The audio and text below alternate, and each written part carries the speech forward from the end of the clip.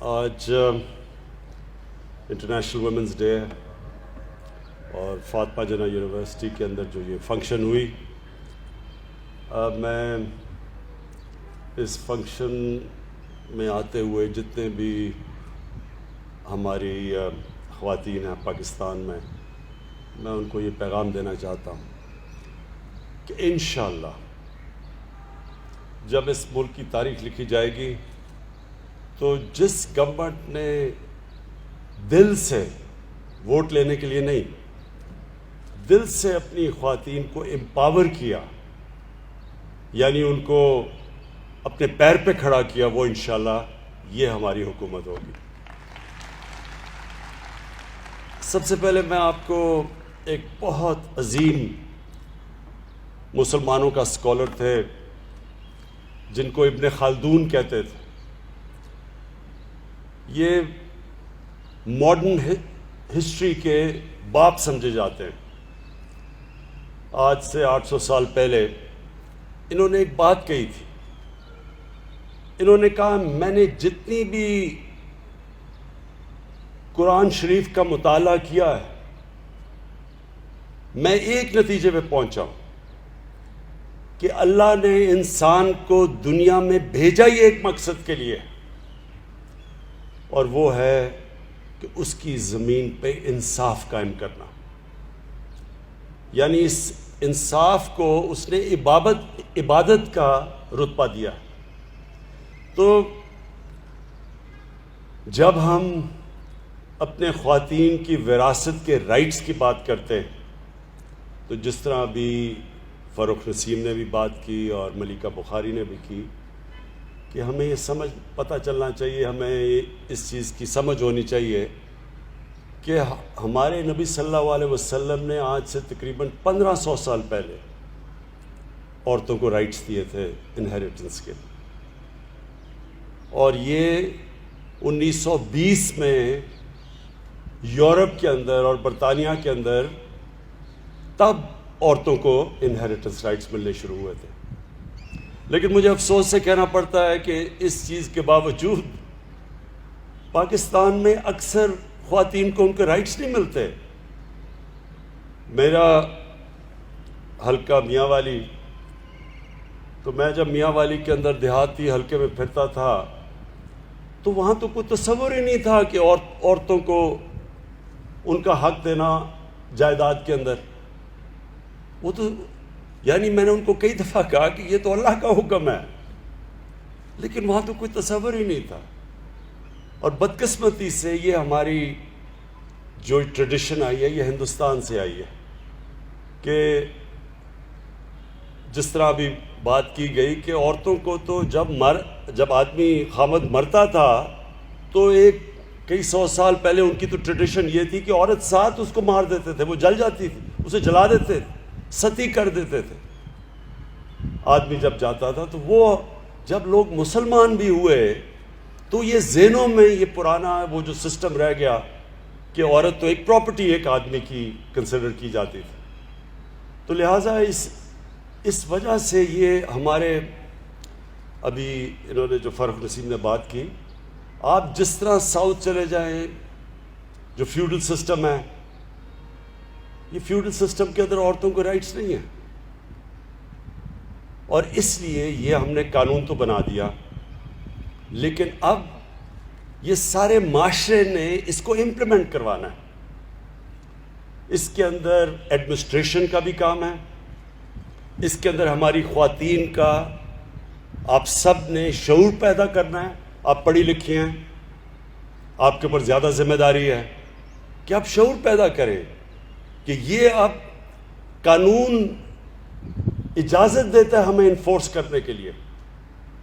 تو یہ ایک تو مجھے اس کی بڑی خوشی ہوئی، کیونکہ میں ہمیشہ سوچتا تھا کہ اللہ نے کبھی موقع دیا تو سب سے پہلے میں کوشش کروں گا کہ اپنی خواتین کو امپاور کریں، ان کا رائٹ ہے انہیریٹنس کا۔ اس کے ساتھ بڑی میں نے دکھ بھری کہانیاں بھی سنی ہیں کہ آدمی دوسری شادی کرتا ہے، بیوی کو گھر سے نکال دیتا ہے، بیوی کا کوئی رائٹ نہیں ہوتا، کئی دفعہ بچے بھی لے جاتا ہے. تو یہ اس کے لیے بھی پوری ہمیں جدوجہد کی ضرورت ہے کہ عورت کے رائٹس ہیں. ڈیورس کے اندر عورت کو رائٹ دینا پڑتا ہے, اس کے حقوق ہیں, اور اس کے لیے بھی ہمیں انشاءاللہ جیسے جیسے شعور بڑھتا جائے گا یہ بھی ہم انفورس کریں گے. اور تیسری چیز تعلیم. عورتوں کی جو تعلیم کے اوپر ہمیں زور دینا چاہیے تھا وہ نہیں دیا ہم نے. میں نے زندگی میں کامیابی حاصل کی اس کی بہت بڑی وجہ میری والدہ تھی. میری والدہ پڑھی لکھی تھی, اور ایک تو میری والدہ کو ان کے باپ نے ان کو وراثت میں حقوق دیے, ان کو پراپرٹی ملی. دوسرا کیونکہ ان کو پڑھایا ہوا تھا, پڑھی لکھی تھی, تو مجھے کھیلوں کا بڑا شوق تھا, سپورٹس کا بچپن سے شوق تھا. تو اگر وہ مجھے ہوم ورک نہ کرواتی میں نے کبھی پڑھنا نہیں تھا, کیونکہ عموماً جو سپورٹس مین ہوتے ہیں وہ پڑھتے نہیں ہیں, کیونکہ ایک آپ کو اوپر پہنچنے کے لیے آپ میں جنون ہوتا ہے. تو وہ جنون جب آپ کو ایک چیز سے ہو جاتا ہے تو ایک ہیومن مائنڈ جو ہوتا ہے وہ دوسری چیزوں پہ کانسنٹریٹ نہیں کرتا. تو وہ میری والدہ کو آج بھی میں کریڈٹ دیتا ہوں کہ وہ زبردستی جو مجھے ہوم ورک کرواتی تھی, اور وہ کیونکہ وہ پڑھی لکھی تھی. تو یہ جو اللہ نے مجھے کامیابی دی اس میں بہت بڑا میری والدہ کا ہاتھ تھا. تو میں اب سوچتا ہوں کہ وہ گھر, اور وہ اتنے زیادہ گھر ہیں جدھر والدہ پڑھی لکھی نہیں, وہ بچوں کو بہت بڑی ڈس ایڈوانٹیج ہے.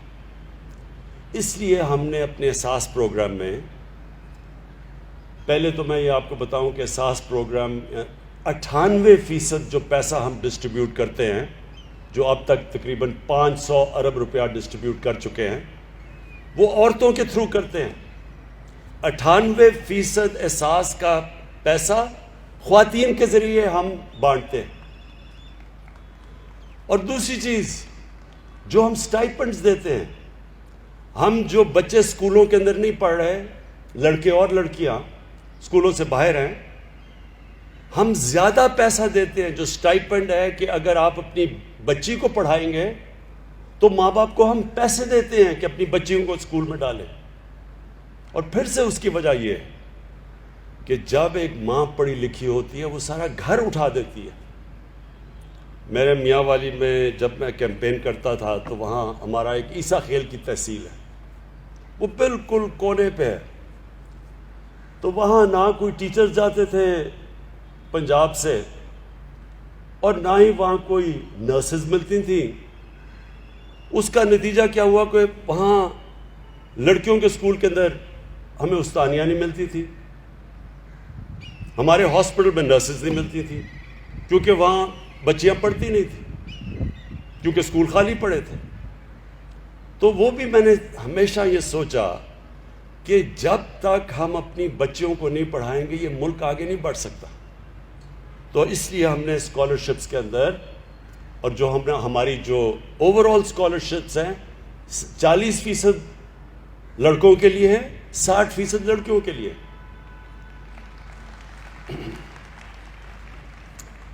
اب میں دو اور باتیں کرتا ہوں. فاروق نسیم نے بھی, جو ہمارے بیرسٹر نے بڑی محنت کی ہے. دیکھیں ہمارا مسئلہ, سب سے بڑا مسئلہ پاکستان کا یہ ہے, اس کو انگریزی میں کہتے ہیں رول آف لا, قانون کی حکمرانی. مدینہ کی ریاست کی جب ہم بات کرتے ہیں تو یاد رکھیں اس کی بنیاد دو پلرز, 2 اصولوں کے اوپر رکھی گئی تھی. میں اس لیے چاہتا ہوں کہ آپ کو یہ پتہ ہونا چاہیے, آپ اس ملک کے شہری ہیں جو اسلام کے نام پہ بنا تھا. باقی کوئی ملک دنیا میں اسلام کے نام پہ نہیں بنا. ایران میں ایرانی تھے اور عرب تھے اور مصری تھے, لیکن پاکستان اسلام کے نام پہ بنا تھا. اور یہ اس لیے بنا تھا کہ علامہ اقبال کی بڑی خواب تھی کیا ہم دنیا میں ایک مثال بنائیں گے کہ وہ اصل اسلام کیا تھا، جس کی وجہ سے وہ جو اصول طے کیے گئے تھے مدینہ کی ریاست میں، وہ دنیا کی انہوں نے امامت کی، تاریخ کا حصہ ہے، اس لیے یہ ملک بنا تھا۔ تو اس کی جو بنیاد رکھی گئی تھی، ایک قانون کی حکمرانی۔ ہمارے نبی صلی اللہ علیہ وسلم نے کہا تھا کہ جب ایک معاشرہ تباہ تب ہوتا ہے، اور تمہارے سے پہلے معاشرے تباہ ہوئے، کہ طاقتور چوری کرے تو اس کو چھوڑ دیں، آپ اس کو پکڑے نہ، جیل میں نہ ڈالیں، اور جب کمزور چوری کرے تو اسے جیل میں ڈال دیں۔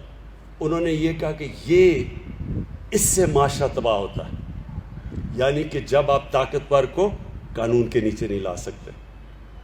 یہ نمبر 1 انہوں نے، اور پھر کہا کہ میری بیٹی بھی چوری کرے گی تو اس کو میں سزا دوں گا۔ اور دوسری امر بالمعروف، قرآن کی آیت ہے کہ میں نے تمہیں سب سے عظیم قوم بنایا، اللہ کی سب سے عظیم قوم دنیا کی امامت کرنے کے لیے۔ اور پھر کہا تم اچھائی کے ساتھ کھڑے ہوتے ہو، اچھائی کے لیے جہاد کرتے ہو، اور برائی یا بدی کو اس کے خلاف ہوتے ہو، اس کے خلاف جہاد کرتے ہو، یعنی اچھے برے کی آپ تمیز کرتے ہو۔ یہ 2 اصول تھے۔ تو جو قانون کی حکمرانی ہے وہ اس لیے مشکل ہمارے ملک میں، سب سے بڑی جہاد ہم لڑ رہے ہیں کیونکہ یہاں طاقتور قانون کے نیچے نہیں آنا چاہتا، تو وہ NRO مانگتا ہے، وہ بلیک میل کرتا ہے کہ اگر آپ نے میری چوریاں معاف نہ کی، مجھے نہ کیا، تو میں آپ کو گورنمنٹ کرا دوں گا۔ یہ ہے یہاں ملک کا المیہ بنا ہوا۔ جنرل مشرف جیسا ملٹری ڈکٹیٹر نے بھی گھٹنے ٹیک کے NRO دے دیے۔ لیکن آپ کے سامنے جو آدمی کھڑا ہے وہ NRO تو نہیں دینے لگا، لیکن وہ یہ آپ کو آج کہہ دے کہ وہ جب تک زندہ ہے ان کو NRO نہیں دے گا، جہاد لڑے گا ان کے اگینسٹ، کیونکہ اس میں میرے ملک کی بہتری ہے۔ میرے نبی کا فرمان ہے کہ جب تک آپ طاقتور کو قانون کے نیچے نہیں لے کے آتے، آپ کا معاشرہ تباہی سے نہیں بچ سکتا۔ آج دنیا اٹھا کے دیکھ لے، سارے غریب ملک، جس ملک میں غربت ہے وہاں طاقتور چوری کر کے بچ جاتا ہے، کمزور صرف جیل میں جاتا ہے، قانون کی بالادستی نہیں۔ ساری دنیا میں دیکھ لیں، سارے غریب ملک وسائل سے بھرے ہوئے ہیں، لیکن کیونکہ کمزور، صرف چور کمزور جیل میں جاتا ہے، کیونکہ طاقتور چور تو زیادہ چوری کرتا ہے۔ طاقتور چور تو بڑے بڑے لندن میں محلات خرید سکتا ہے، وہ چھوٹا چور تو بھینس چوری کرے گا، موٹر سائیکل چوری کرے گا، وہ تو کتنا نقصان پہنچا سکتا ہے۔ اس لیے ساری دنیا کے اندر آپ چلے جائیں تو غریب ملکوں کی غربت کی وجہ وسائل کی کمی نہیں ہے، وہ طاقتور ڈاکو دندناتا پھرتا ہے۔ اور یہ جو ہم ایکسیپٹ کر جاتے ہیں اپنے معاشرے کے اندر، وہ لوگ جو جرم کرتے ہیں، جو کرپشن کرتے ہیں، ہم ان کو برا نہیں سمجھتے۔ ہم اگر ان کو ایکسیپٹ کر جاتا ہے، معاشرہ اور کرپشن کو ایکسیپٹ کر جاتا ہے، تو یہ سب سے پہلے یاد رکھیں کہ وہ معاشرے کا تباہی کی اس لیے بنیاد بنتی ہے کہ محنت کیوں کوئی کرے۔ اگر میں چوری سے پیسہ بنا سکتا ہوں تو میں کیوں آپ کی طرح محنت کروں، میں پڑھوں، میں اپنے زندگی کے 14 سال پڑھائی میں گزاروں، پھر میں 10-10 9-9 گھنٹے محنت کروں، کام کروں، جبکہ ایک آدمی نہ کام کرے نہ کچھ کرے اور چوری کر کے ڈاکہ مار کے امیر ترین بن جائے، وہ معاشرہ نہیں چلتا۔ اس لیے امریکہ کے اندر وہ کہتے ہیں چوروں کو کہ you can run but you کی ناٹ ہائیڈ۔ اس لیے چائنا کے اندر، جو چائنا عروج پہ گیا ہے، انہوں نے 450 وزیروں کو 6-7 سالوں میں جیلوں میں ڈالا ہے، اس لیے وہ اوپر گیا ہے۔ تو انشاءاللہ یہ جو ہماری جنگ ہے، یہ ہماری حقوق کی جنگ ہے، عورتوں کے حقوق کی جنگ ہے، جو کمزور طبقہ ہے اس کی حقوق کی جنگ ہے. یہ ہیومن رائٹس کی جب آپ بات کرتے ہیں، یہ سارے کمزور طبقے کی آپ بات کرتے ہیں.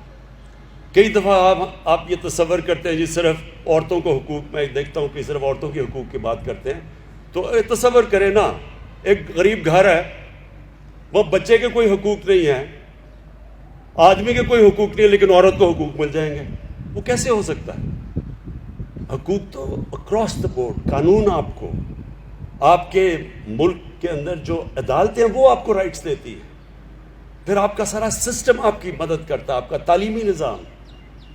اور انشاءاللہ جو میں نے اپنی پارٹی کا نام آج سے 25 سال انصاف کی تحریک رکھا تھا، وہ ایک جہاد کا نام تھا.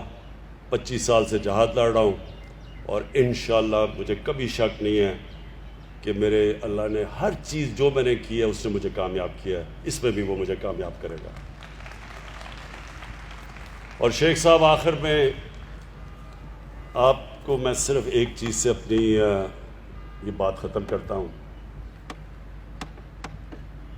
دیکھیں، جتنا بھی یہ ڈاکوؤں کا گلدستہ ہے، چوروں کا ٹولہ، یہ جتنی بھی کوشش کرے، جو بھی کر لے، جتنی بھی یہ پلاننگ کر لے، اللہ نے مجھے وہ دنیا میں، جب دنیا کی کرکٹ کی تاریخ میں انہوں نے مجھے ٹاپ 5-6 کپتانوں میں رکھا تھا. یعنی وہ سمجھتے ہیں کہ 5-6 ٹاپ کپتانوں میں دنیا کی تاریخ میں میرا بھی نام ہے. تو جو کپتان ہیں شیخ صاحب، یہ یاد رکھیں، کپتان جب میچ کھیلتا ہے نا